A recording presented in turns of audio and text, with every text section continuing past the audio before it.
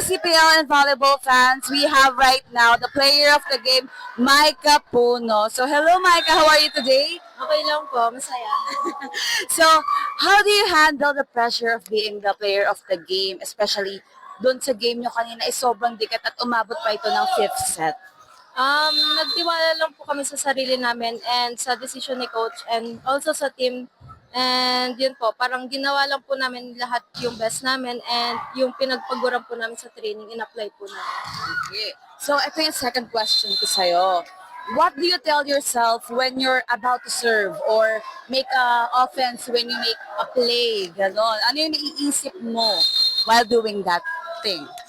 So for me po, pag ganon iniisip ko is, I am doing this for the school, for my team, and for myself also. And since passion ko po talaga yung volleyball, so all out po talaga pag naglalaro. So, Micah, meron ka bang gustong batiin mga supporters mo, fans, family, everyone? Pwede mo silang batiin ngayon. Hello, at thank you po sa pag-support sa tatay ko po sa nasa ibang bansa. Hello pa.